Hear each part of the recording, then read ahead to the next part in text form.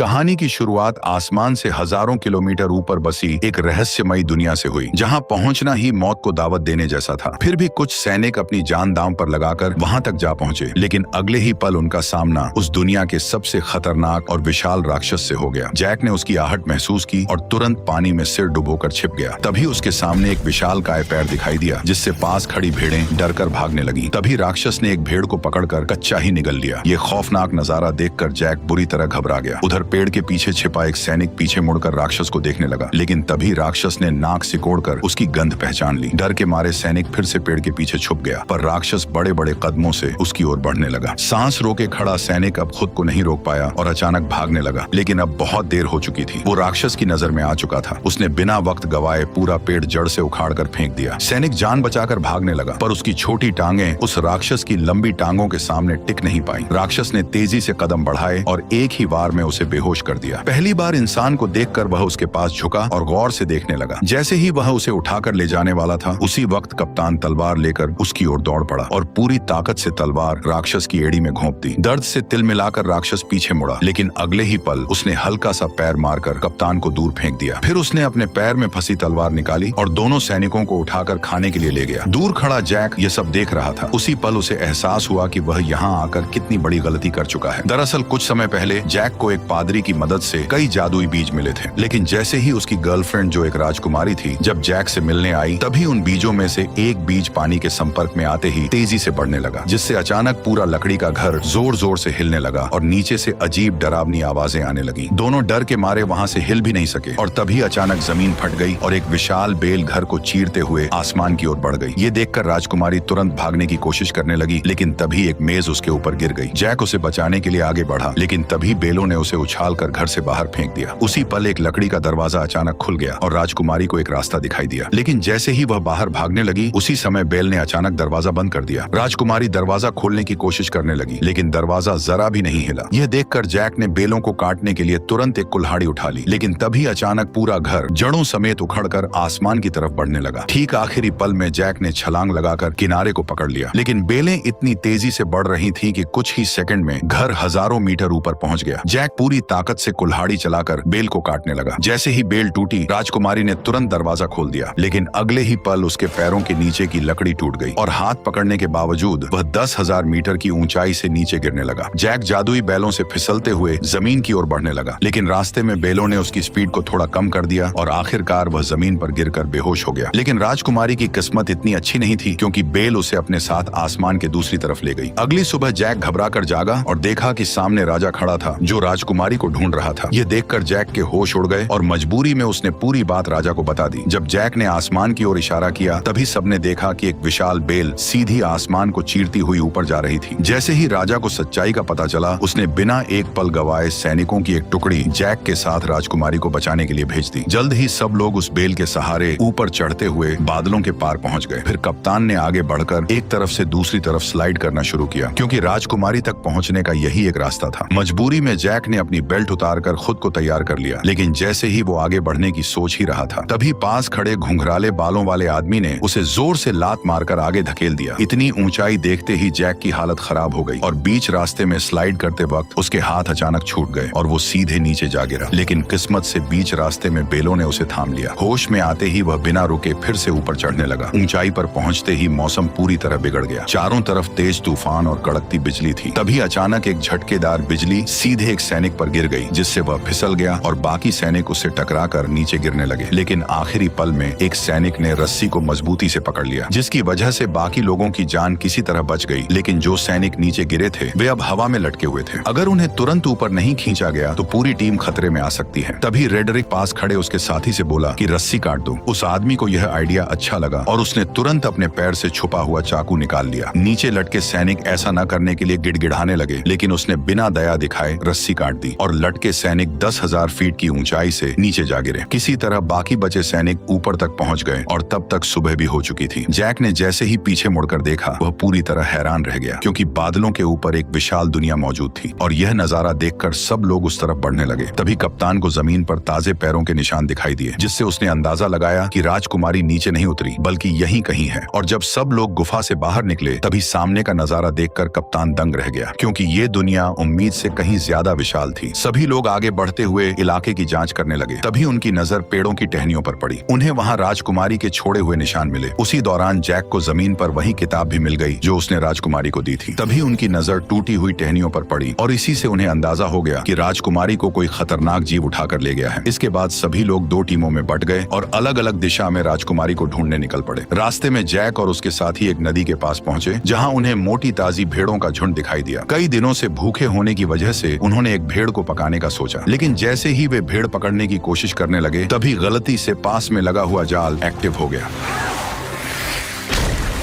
Jack ने तुरंत अपना चाकू निकाला और पूरी ताकत से जाल काटने लगा। उधर कप्तान भी रस्सी काटने की कोशिश कर रहा था, लेकिन तभी उसकी नजर एक अजीब चीज पर पड़ी। पास के सारे कौवे अचानक घबराकर उड़ गए और सारी भेड़ें भी एक साथ दूसरी दिशा में भागने लगी। कप्तान को कुछ शक हुआ, पर वो फिर भी रस्सी काटता रहा और जैसे तैसे वे दोनों जाल से निकल आए। लेकिन तभी जंगल से डरावनी आवाज गूंज उठी और उसी पल एक विशालकाय दानव उनके सामने आया और दोनों सैनिकों को पकड़कर अपने साथ ले गया। जैक चुपचाप दानव के पीछे पीछे चलने लगा ताकि सही मौका मिलते ही वो साथियों के साथ राजकुमारी को भी बचा सके। दूसरी तरफ रेडरिक दोनों सैनिकों के साथ एक चट्टान के किनारे पर पहुंच गया। गंजे आदमी को लगा कि इस तरह ढूंढते रहना बेकार है और वह कोई दूसरा रास्ता खोजने के लिए आगे बढ़ने लगा। लेकिन तभी रेडरिक ने अपनी चाल चल दी। अरे देखो, वो रही इजाबेल। जैसे ही गंजा आदमी वापस मुड़कर चट्टान के पास आया तभी रेडरिक ने मौके का फायदा उठाकर उसे सीधे गहरी खाई में धक्का दे दिया।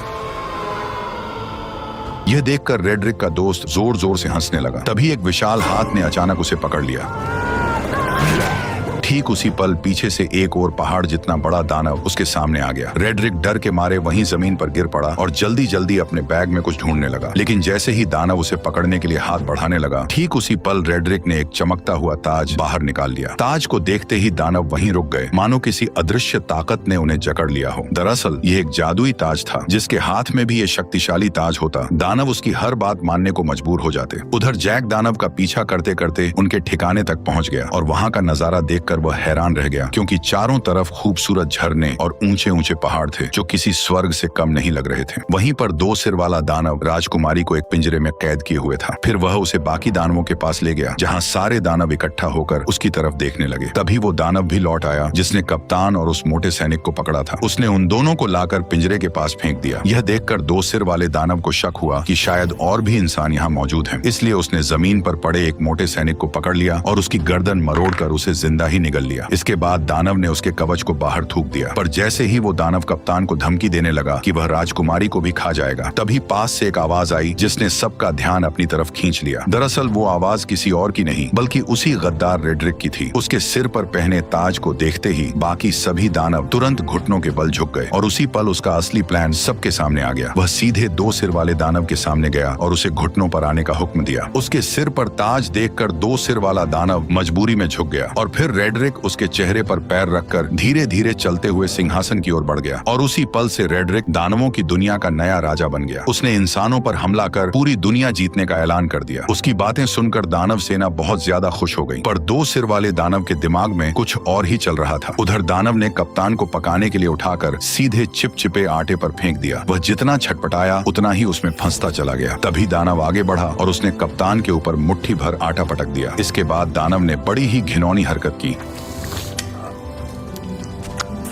दानव ने कप्तान को मोड़कर एक तरफ रख दिया। तैयारी के बाद केवल सब्जियां डालना बाकी था। जैसे ही वह सब्जियां लेने गया उसी समय जैक चुपके से वहां आ पहुंचा। जैक को देखकर राजकुमारी बेहद खुश हो गई, लेकिन उसने तुरंत उसे इशारे से चुप रहने को कहा। उधर दानव अब भी उलझा हुआ था और इसी बीच जैक धीरे धीरे राजकुमारी के पास पहुंच गया। उसने पिंजरे का लॉक खोलने की कोशिश की, लेकिन यह उसके बस की बात नहीं थी। तब राजकुमारी ने उसे पहले कप्तान को बचाने के लिए कहा, जिसे दानव ने सुअरों के साथ लाइन में रखा था। जैक तुरंत उसके पास पहुंचा और चाकू निकालकर उसे उस चिपचिपे आटे से अलग करने लगा। उसी समय दानव मसाला लेकर वापस आने लगा। ये देखकर जैक ने जल्दी से चाकू कप्तान को पकड़ा दिया और खुद छिप गया। खुशकिस्मती से दानव को कुछ भी शक नहीं हुआ। उसने कुछ नुकीली लकड़ियां उठाई और कप्तान की आंखों के सामने पास पड़ी सुअर में घुसा दी। जो सुअर अभी तक चिल्ला रही थी वह तुरंत शांत हो गई। अब अगला नंबर कप्तान का था। दानव ने बिना दया दिखाए वार किया, लेकिन वह थोड़ा सा चूक गया, वरना कप्तान की आने वाली पीढ़ी का नामो निशान मिट जाता। ये देखकर कप्तान डर के मारे बेहोश हो गया। फिर दानव ने उन सभी को उठाकर पास जल रहे भट्ठे में रख दिया। अब उन्हें बचाने वाला एकमात्र जैक ही था। इस समय जैक लोहे की रिंग के ऊपर पहुंच चुका था और दानव को उसकी भनक तक नहीं थी। तभी दानव ने एक तेज धार वाला चाकू उठाया और सीधे राजकुमारी की ओर बढ़ गया। उसने बिना देर किए हाथ अंदर डालकर राजकुमारी को बाहर निकाल लिया और टेबल पर रखकर उसे काटने की तैयारी करने लगा। लेकिन तभी जैक ने चुपके से पास रखा एक भारी चाकू उठा लिया। बेखबर दानव राजकुमारी पर वार करने ही वाला था। तभी जैक ने छुरी सीधी उसकी रीढ़ में घोंप दी। दर्द से दानव जोर जोर से चिल्लाने लगा, लेकिन जैक छुरी को मजबूती से पकड़े रहा। तभी दानव बेकाबू होकर दीवार से जा टकराया और वहीं मारा गया। यह देखकर राजकुमारी और कप्तान दोनों हैरान रह गए। इसके बाद वे तीनों तुरंत उस जादुई बेल के पास पहुंच गए, लेकिन वहां पहले से ही एक दानव पहरा दे रहा था जिसे रेड्रिक ने भेजा था। तभी जैक के दिमाग में एक अजीब आइडिया आया। वो एक मधुमक्खियों का छत्ता लेकर कप्तान के साथ धीरे धीरे उस दानव के पास पहुंच गया। फिर कप्तान ने दानव का हेलमेट उठाया और जैक ने छत्ता उसके अंदर पटक दिया। दानव अभी भी बेफिक्र सो रहा था और उसे जरा भी अंदाजा नहीं था कि उसके साथ क्या होने वाला है। जैसे ही जैक ने छत्ता अंदर रखा, तभी कप्तान ने तुरंत हेलमेट बंद कर दिया और फिर दोनों तेजी से वहां से भागकर पास की चट्टान के पीछे छिप गए और इंतजार करने लगे। कुछ ही देर में दानव मधुमक्खियों के डंक से तड़प कर उठ खड़ा हुआ और दर्द से छटपटाते हुए अपने शरीर को झटकने लगा। लेकिन जितना ज्यादा वह तड़प रहा था, मधुमक्खियां उतनी ही ज्यादा उस पर हमला कर रही थी। घबराकर दानव वहां से भागने लगा, लेकिन फिसल कर पत्थरों से टकरा गया और फिर वह लुढ़कता हुआ चट्टान के किनारे तक पहुंच गया। ऐसा लग रहा था कि अब वह गिरने ही वाला है। तभी अचानक उसने अपना हेलमेट उतार दिया। यह देखकर तीनों एक पल के लिए चौंक गए, लेकिन तभी एक मधुमक्खी सीधे उसकी तरफ उड़ती हुई आई और अगले ही पल उसने दानव को जोर से डंक मार दिया, जिससे वह कंट्रोल खो बैठा और सीधे नीचे जा गिरा। यह देखकर तीनों लोग खुशी से झूम उठे। उन्हें यकीन नहीं हो रहा था कि उन्होंने इतनी आसानी से इतने बड़े दानव को हरा दिया। इसके बाद तीनों ने तुरंत वहां से निकलने का फैसला किया, लेकिन अचानक कप्तान रुक गया। उसने बताया कि उसे रेड्रिक से ताज छीनने के लिए यही रुकना पड़ेगा। इसलिए जैक उसे चाकू थमाकर राजकुमारी के साथ नीचे उतरने लगा। उसी समय दानव बैलों से टकराते हुए आखिरकार नीचे आ गिरा। तेज आवाज सुनकर राजा तुरंत अपने टेंट से बाहर आया और इस खतरनाक दानव को देखकर घबरा गया। अचानक गांव के लोग भी वहां इकट्ठा हो गए। तभी राजा ने ना चाहते हुए प्रजा की भलाई और दानवों को यहाँ आने से रोकने के लिए एक बड़ा फैसला लिया। उसने तुरंत जनरल को बेल काट डालने का आदेश दे दिया। सैनिकों ने विशाल लोहे की कीलें उस बड़ी बेल में ठोक दी, फिर उन पर मजबूत हुक लगा दिए और कुछ बैलों और घोड़ों की मदद से उसे खींचना शुरू कर दिया। धीरे धीरे वह विशाल बेल जड़ों समेत हिलने लगी, लेकिन इससे पास खड़े सैनिक अचानक खतरे में आ गए। तभी अचानक बीच वाली मोटी बेल भी टूटने लगी। ऊपर खड़े सैनिक नीचे गिरने लगे, जिससे चारों तरफ अफरा तफरी मच गई। उधर जैक और राजकुमारी बेल के सहारे नीचे उतर रहे थे, लेकिन जैसे ही उन्होंने नीचे नजर डाली तो वे डर के मारे घबरा गए, क्योंकि बेल बेकाबू हो चुकी थी और किसी भी पल गिर सकती थी। उसी समय जैक ने मौका देखकर राजकुमारी को कसकर पकड़ा और तेजी से एक लटकती डाल को थाम लिया। दोनों हवा में झूलते हुए तेजी से नीचे की ओर बढ़ने लगे। आखिरकार जब वे नीचे गिरे तो घास के ढेर ने उनकी रफ्तार कम कर दी और इस तरह दोनों सही सलामत जमीन पर पहुंच गए। ठीक उसी पल रेड्रिक ने सभी दानवों को इकट्ठा कर इंसानों पर हमला करने की तैयारी की। तभी दो सिर वाले दानव को इंसान का आभास हुआ, जिससे कप्तान छिप गया। तभी रेड्रिक ने आगे बढ़ते हुए बैल उगाने वाले जादुई बीज निकाले, लेकिन तभी अचानक कप्तान उस पर टूट पड़ा, जिससे जादुई बीज चट्टान पर ही छूट गए और रेड्रिक सीधे नीचे गड्ढे में जा गिरा। रेड्रिक डर के मारे दानवों को पुकारने लगा, जबकि कप्तान उसके सामने लड़ने के लिए तैयार खड़ा हो गया। तभी दो सिर वाले दानव ने बाकी दानवों को उसे बाहर निकालने का आदेश दिया। दानव चट्टानों को तोड़ने लगे और नीचे कप्तान और रेड्रिक के बीच लड़ाई शुरू हो गई। रेड्रिक ने अपनी लंबी तलवार के सहारे कप्तान को गिरा दिया और उसका हथियार दूर जा गिरा। इसके बाद उसने मौका पाकर लगातार हमले शुरू कर दिए, लेकिन कप्तान ने किसी तरह उसका वार रोक लिया और दोनों के बीच ताकत की लड़ाई शुरू हो गई। जल्द ही कप्तान कमजोर पड़ने लगा और रेड्रिक ने उसे पानी में डुबो दिया। तभी अचानक उसकी नजर उस चाकू पर पड़ी जो उसकी तरफ बहकर आ रहा था। कप्तान ने सही मौके पर उसे दांतों से पकड़ लिया और तुरंत रेड्रिक के चेहरे पर वार कर दिया। अचानक हुए हमले से रेड्रिक का गुस्सा फूट पड़ा। उसने अपने हथियार के दम पर कप्तान को पीछे धकेल दिया। कप्तान मजबूर होकर पीछे हटता गया और आखिरकार किनारे तक पहुंच गया। तभी रेड्रिक ने उसे एक जोरदार लात मारकर नीचे गिरा दिया, लेकिन कप्तान ने किसी तरह चट्टानों को पकड़ लिया। रेड्रिक तलवार को उसके हाथों में चुभोने लगा ताकि वह खुद नीचे गिर जाए, लेकिन उसने कप्तान की ताकत को कम आंका था। जैसे ही वह फिर से हमला करने लगा, कप्तान ने उसी के हथियार को पकड़कर उसी की टांग में घोंप दिया। दर्द से रेड्रिक जोर जोर से चिल्लाने लगा और इसी मौके का फायदा उठाकर कप्तान ने तलवार रेड्रिक के पेट में घोंप दी। अचानक हुए हमले की वजह से रेड्रिक ने वहीं दम तोड़ दिया। उसके मरते ही ताज की जादुई ताकत भी खत्म हो गई। कप्तान किसी तरह ऊपर चढ़ आया और ताज वापस लेने के लिए आगे बढ़ा, लेकिन तभी ऊपर की गुफा टूट गई और दो सिर वाला दानव उससे पहले ही ताज उठा ले गया। उसने ताज अपनी उंगली में पहन लिया और खुद को नया राजा घोषित कर दिया। ताज पहनते ही उसकी ताकत फिर से लौट आई। यह देखकर बाकी दानवों ने भी अपने घुटने टेक दिए। तभी कप्तान ने देखा कि धरती पर लौटती हुई वह एकमात्र बेल अब कभी भी टूटकर नीचे गिर सकती है, इसलिए उसने बिना देर किए सीधे बेल पर छलांग लगा दी। बेल तेजी से किले की ओर बढ़ने लगी। कप्तान ने सही समय का फायदा उठाया और छलांग लगाकर सीधे पानी में कूद गया। दो सिर वाले दानव ने जब देखा कि इंसानों की दुनिया तक जाने का रास्ता टूट चुका है तो वह गुस्से से गरज उठा। तभी अचानक छोटे सिर ने जमीन पर पड़े उस थैले की ओर इशारा किया जिसमें जादुई बीज भरे हुए थे। दो सिर वाले दानव ने उसे उठाया और अपने हाथ में खोल लिया। उसमें कुल 4 जादुई बीज थे। यह देखकर वह खुशी से झूम उठा। उसने तुरंत एक फूंक मारकर उन बीजों को पानी में फेंक दिया। जैसे ही बीज पानी से टकराए वे तुरंत उगने लगे और अगले ही पल जमीन को चीरती हुई 4 विशाल बेलें बाहर निकल आई। इसके बाद दो सिर वाले दानव ने जोर से आदेश दिया और सभी दानव उस बेल पर चढ़कर इंसानों की दुनिया की ओर बढ़ने लगे। आखिरी पल में दो सिर वाला दानव भी छलांग लगाकर नीचे कूद पड़ा। वो बेलों के जरिए फिसलते हुए जमीन की ओर बढ़ने लगा। उसी समय जैक घोड़े को पानी पिला रहा था। तभी अचानक उसकी नजर आसमान की ओर गई। उसने देखा कि सभी दानव तेजी से नीचे की ओर बढ़ रहे हैं। बिना एक पल गवाए वह घोड़े पर सवार होकर राजा को चेतावनी देने निकल पड़ा। उधर राजा की सेना आराम से किले की ओर बढ़ रही थी। तभी जैक की नजर सेना पर पड़ गई। वो जोर जोर से चिल्लाने लगा कि दानव आ रहे हैं, लेकिन राजा को अब भी कुछ समझ नहीं आया। तभी पीछे के जंगल से अचानक कई दानव निकल आए और जहाँ जहाँ वे जा रहे थे वहाँ सब कुछ तहस नहस कर रहे थे। कोई भी उन्हें रोक नहीं पा रहा था। जल्द ही दानव सेना पास आ गई और उन्होंने एक सैनिक को पकड़कर जिंदा निगल लिया। घोड़े पर सवार लोग भी उनकी रफ्तार से नहीं बच पाए। इस वक्त इंसान उनके सामने बिल्कुल बेबस थे। तभी एक गोल चेहरे वाले दानव ने पास की पवन चक्की का पंखा तोड़कर राजकुमारी की तरफ फेंक दिया, जो जमीन पर गिरते ही सब कुछ चकनाचूर कर गया और राजा का ताज भी गिर पड़ा। उधर किले पर तैनात सैनिकों ने राजा की सेना को आते देखा और उन्होंने तुरंत अंदर युद्ध की तैयारी की खबर भेज दी। कप्तान ने तुरंत सभी सैनिकों की मदद से खाई में तेल डलवा दिया ताकि दुश्मनों को रोका जा सके। जैसे ही राजा की सेना किले के पास पहुंची, उसने तीर चलाने का आदेश दे दिया और देखते ही देखते सैकड़ों जलते हुए तीर दुश्मनों की ओर छोड़ दिए गए। जैसे ही ये तीर तेल से टकराए, चारों तरफ आग भड़क उठी और इसी बीच राजा की सेना सुरक्षित किले के अंदर पहुंच गई। राजकुमारी को सही सलामत देखकर कप्तान ने तुरंत किले के दरवाजे बंद करने का आदेश दिया, लेकिन उसी समय जैक अभी भी बाहर था और दानव उसके पीछे पड़े हुए थे। जैसे ही किले का दरवाजा बंद होने लगा, तभी जैक घबरा गया, लेकिन आखिरी पल में वह अपने घोड़े के साथ छलांग लगाकर अंदर घुस आया। हालांकि उसके पीछे पीछे दो सिर वाला दानव भी दरवाजे पर चढ़ आया, लेकिन तभी कप्तान ने उस पर हमला बोल दिया और वह सीधे आग की जलती लपटों में जा गिरा।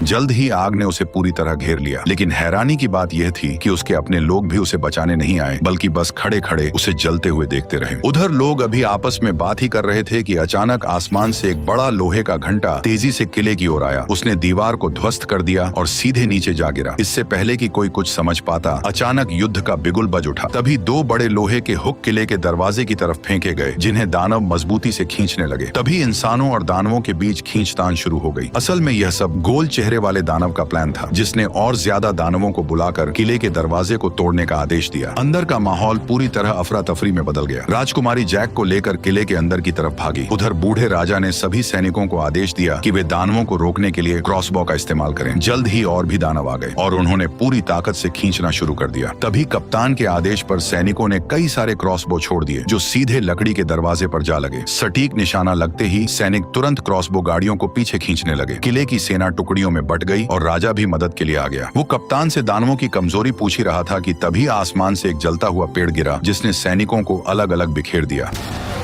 अगले ही पल कई सारे जलते हुए पेड़ सैनिकों के ऊपर गिरने लगे, जिससे उनकी पकड़ ढीली होने लगी। ऐसा लग रहा था जैसे दरवाजा जल्द ही टूट जाएगा। तभी राजकुमारी जैक को लेकर किले के अंदर पहुंची, लेकिन अचानक एक भारी दहाड़ और जमीन में उठती दरारों ने उनका ध्यान खींच लिया। डर के मारे दोनों पीछे हट गए और कुछ पत्थर ऊपर की ओर उड़ने लगे। नीचे से अचानक 2 विशाल हाथ बाहर निकले। ये वही 2 सिर वाला दानव था जो पहले आग में गिरने के बावजूद बच गया था, क्योंकि पानी के नीचे होने की वजह से आग उसका कुछ नहीं बिगाड़ पाई और वह सीवर के रास्ते से चुपचाप किले के अंदर तक घुस आया। अचानक उसे राजकुमारी की शाही गंध महसूस हुई। जैक ने डरते हुए कंबल खोला और देखा कि दानव की अभी तक उन पर नजर नहीं पड़ी है, लेकिन तभी गुस्से में दानव ने पास रखा शीशा तोड़ दिया। घबराहट में कंबल में छिपे दोनों लोग कांपने लगे, लेकिन दानव ने सीधे ऊपर से उन्हें देख लिया। जैक पूरी ताकत लगाकर तुरंत राजकुमारी को पकड़कर भागा, लेकिन दानव लगातार उनका पीछा करने लगा। कोई रास्ता न होने की वजह से दोनों मजबूरी में दूसरी मंजिल की ओर भागे। वे कदमों को रोकने की हिम्मत भी नहीं कर रहे थे, लेकिन अचानक एक हाथ साइड से बाहर निकला और राजकुमारी को पकड़ लिया। जैक ने पास में रखी कुल्हाड़ी उठाई और बिना देर किए सीधे उस पर हमला कर दिया, लेकिन दानव ने दूसरे हाथ से उसे पकड़ लिया। छोटा सिर जैक जैक का मजाक उड़ाने लगा। तभी जैक ने गुस्से में सीधे कुल्हाड़ी मारकर उसका हेलमेट तोड़ दिया। गुस्से में दानव ने अपना बड़ा मुंह खोल लिया। तभी जैक ने लॉकेट में छिपा हुआ जादुई बीज निकाला और सीधे उसके मुंह में फेंक दिया। जादुई बीज सीधे उसके पेट में चला गया, जिससे 2 सिर वाले दानव को अचानक कुछ गड़बड़ महसूस हुई और उसने तुरंत दोनों को जमीन पर पटक दिया। तभी अचानक एक बेल उसके शरीर से बाहर आई और दोनों डर के मारे पीछे हट गए। अचानक कई सारी बेलें पूरी रफ्तार से उसके शरीर को चीरते हुए बाहर निकल आई, जिससे हॉल पूरी तरह से तबाह हो गया। अचानक राजा का मुकुट पहना हुआ हाथ भी जैक के पास गिर गया। उधर बाहरी सैनिक अभी भी दानवों को रोकने में लगे हुए थे, लेकिन गोल मुंह वाले दानव की एक आवाज पर सभी दानव धीरे धीरे पीछे बढ़े और सैनिकों को एक एक कर गिराते चले गए। किले का दरवाजा धीरे धीरे खुल गया। कप्तान ने तुरंत सैनिकों से लोहे का दरवाजा बंद करने को कहा। ठीक उसी पल गोल मुंह वाला दानव अपने साथियों के साथ धुंध से धीरे धीरे बाहर आया, लेकिन लोहे का दरवाजा उसे ज्यादा देर तक रोक नहीं पाया और उसने एक ही झटके में दरवाजे को तोड़ दिया। तभी वो दानव अपने साथियों के साथ किले के अंदर घुस गया। वहां खड़े टेस्टी सैनिकों को देखकर वे बेहद खुश हुए। दानव हमला करने ही वाले थे कि पीछे से अचानक आवाज आई और सभी दानवों का ध्यान उस आवाज पर चला गया। दानव ने भीड़ में ध्यान से देखा और अचानक उसने अपना हथियार छोड़ दिया। ये देखकर बाकी दानव भी हथियार छोड़कर सभी इंसानों के सामने घुटनों के बल बैठ गए। कप्तान यह नजारा देखकर चौंक गया। तभी अचानक जैक मुकुट लेकर आगे आया और उसने तुरंत सभी दानवों को वापस उनकी दुनिया में लौट जाने का हुक्म दे दिया।